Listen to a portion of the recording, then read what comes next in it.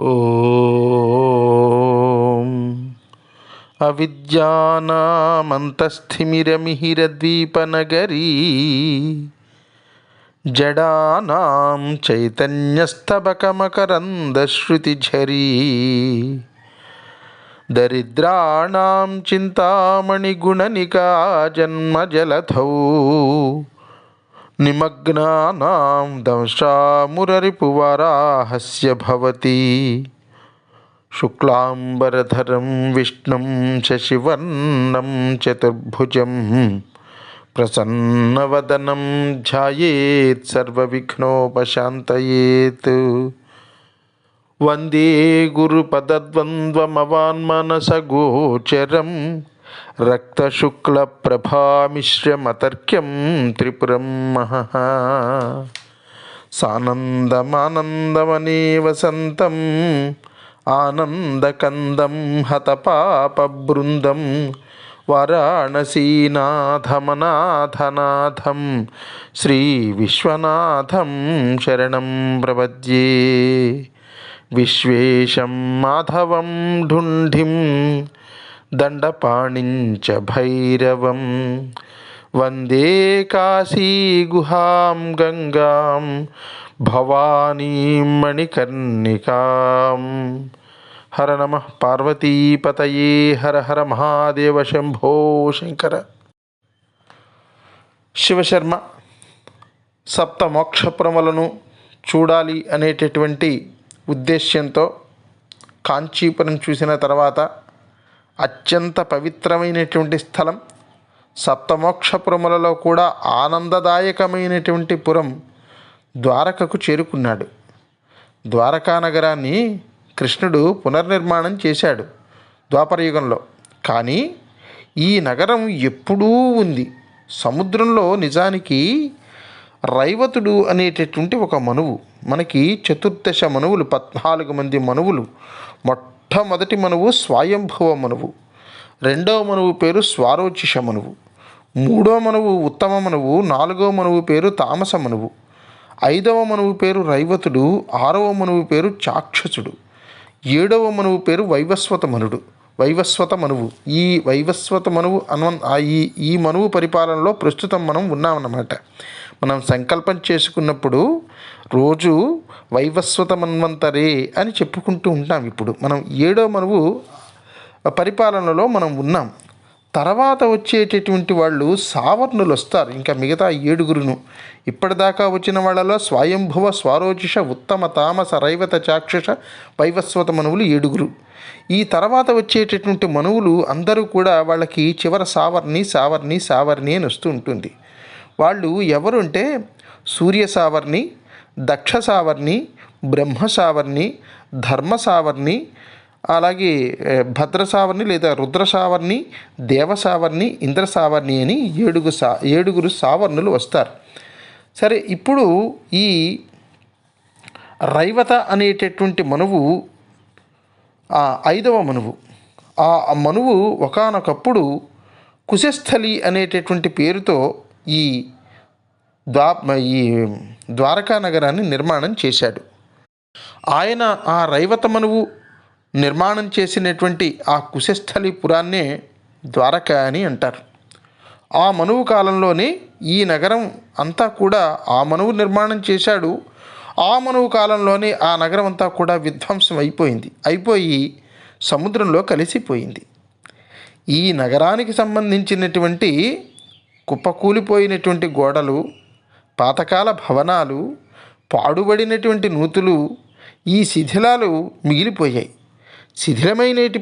శిథిలమైపోయినటువంటి ద్వారకా నగరం దగ్గరికి కృష్ణుడు వెళ్ళి, ఈ ద్వాపర యుగంలో ఇప్పుడు ప్రస్తుతం 18వ మహాయుగం నడుస్తోంది. ఈ 18వ మహాయుగంలో గడిచినటువంటి ద్వాపర యుగంలో సముద్ర నువ్వు ఈ నగరాన్ని ముంచేశావు. ఇందులో ఉన్నటువంటి భవనాలు, భవంతులు అన్నీ కూడా పాడైపోయాయి. నువ్వు మళ్ళీ వెనక్కి వెళ్ళి నాకు 96x96 చదరపు మైళ్ళ స్థలం ఇవ్వు. నువ్వు నాకు అలా స్థలం ఇస్తే ఈ స్థలంలో నేను మళ్ళీ కొత్తగా నిర్మాణం చేస్తాను అన్నాడు. అప్పుడు సముద్రుడు కృష్ణుడు చెప్పినటువంటి మాట విన్నటువంటి వాడై 96x96 చదరపు మైళ్ళ చతుస్రాకార స్థలం ఇచ్చాడు. ఇస్తే పాత భవనాల్ని కొన్నింటిని అలాగే ఉంచాడు శ్రీకృష్ణుడు, కొన్నింటిని తొలగించాడు. మళ్ళీ కొన్ని ప్రాంతాల్లో కొత్త స్థలాల్లో కొత్త భవనాల నిర్మాణం చేయించి మొత్తం మీద మళ్ళీ ద్వారకా నగరాన్ని శ్రీకృష్ణుడు విశ్వకర్మ యొక్క సహకారంతో పునర్నిర్మాణం చేశాడు. ఆ శ్రీకృష్ణుడు పునర్నిర్మించిన ద్వారక కూడా మళ్ళీ ఇప్పుడు సముద్రంలో పూర్తిగా నిమజ్జనం అయిపోయింది. ఇప్పుడు మనం వెళుతున్నటువంటి ద్వారక ఆ ఒడ్డున తాత్కాలికంగా కృష్ణుడు నిర్మించుకున్నటువంటి ద్వారక. ఒడ్డున తాత్కాలికంగా నిర్మాణాలు చేపట్టాడు. ప్రజలని ద్వారకా నగరానికి మార్చే ముందు కొన్ని తాత్కాలిక భవనాలు కట్టించాడు కృష్ణుడు. అందుకని ఇప్పుడు మన కంటికి భూమి మీద కనపడేటటువంటి ద్వారక శ్రీకృష్ణుడి చేత నిర్మింపబడినటువంటి తాత్కాలికమైనటువంటి భవనములు మాత్రమే. అసలు ద్వారక సముద్రంలో కలిసిపోయింది. కానీ భక్త మహాశయులు గమనించవలసినటువంటి విషయం ఏమిటంటే, సర్వాంతర్యామి అయినటువంటి శ్రీకృష్ణుడు తాత్కాలిక ద్వారకలో కూడా ఉంటాడు. ఇది గుర్తుపెట్టుకోవాలి. శివశర్మ ఆ రైవత మనువు చేత నిర్మింపబడినటువంటి ఆ ద్వారకకి కూడా వెళ్ళాడు.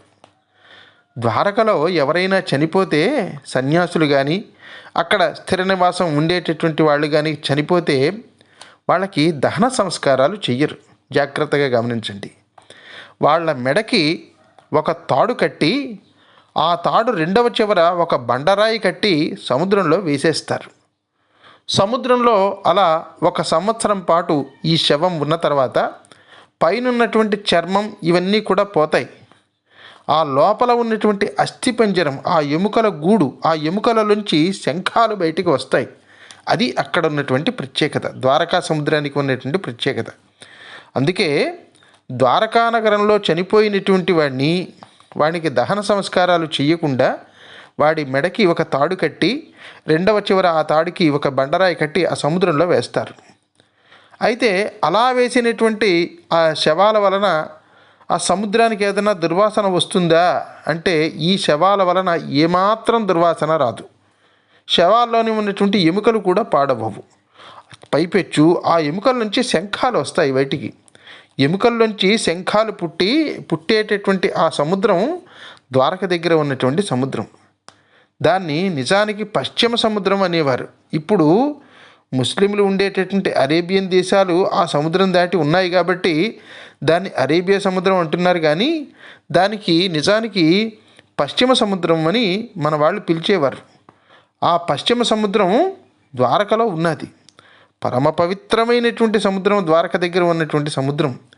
ఇప్పటికీ కూడా కొంతమంది నమ్మకం ఏంటంటే శ్రీకృష్ణ పరమాత్మ రేయింబవళ్ళు అక్కడ తిరుగుతూ ఉంటాడు అని చాలామంది యొక్క నమ్మకం. శంకరాచార్యుల వారికి దర్శనం ఇచ్చేట శ్రీకృష్ణ పరమాత్మ. ఆ దివ్య స్థలానికి, అటువంటి ఆ ద్వారకాపురికి శివశర్మ వెళ్ళి అక్కడ 15 రోజుల పాటు ఉండి అక్కడ సముద్ర స్నానం చేసి ద్వారకాధీశుణ్ణి ఎంతో శ్రద్ధతో ఎంతో భక్తితో పూజించాడు. ద్వారక అనే పేరు ఎవరైతే చెప్తారో వాళ్ళ దగ్గరికి మీరు వెళ్ళకండర్రా అని యమధర్మరాజు తన కింకరులకి, తన యమభటులకి హెచ్చరికలు జారీ చేసేట. ఎవరైతే నుదుటన చందనం ధరించి తులసీమాల మెడలో వేసుకుని తులసీనామం జపిస్తూ ద్వారకలో ఉంటారో వాళ్ళకి చాలా దూరంగా ఉండండిరా అబ్బాయి, వాళ్ళ దగ్గరికి వెళ్ళకండిరా అని ఆదేశాలు ఇచ్చాడు యమధర్మరాజు.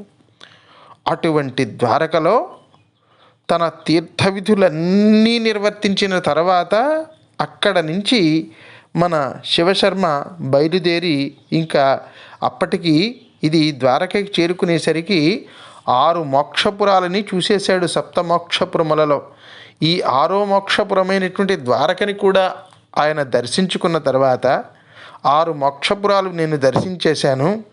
ఇంకా 7వ మోక్షపురమైనటువంటి ఆ మాయాపురం, దాన్నే హరిద్వార్ అంటారు.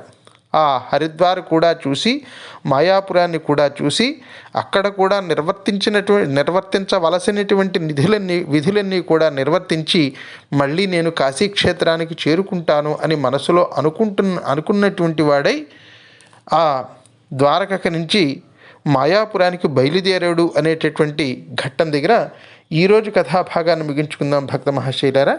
రేపటి కథాభాగం మనం ప్రారంభించుకునేంత వరకు స్వస్తి ప్రజాభ్య పరిపాలయంతాం న్యాయేన మార్గేణ మహిమహీషా గోబ్రాహ్మణేభ్య శుభమస్తు నిత్యం. లోకా సమస్తా సుఖినో భవంతు. సర్వే జనా సుఖినో భవంతు. హర నమః పార్వతీపతయే. హర హర మహాదేవ శంభో శంకర.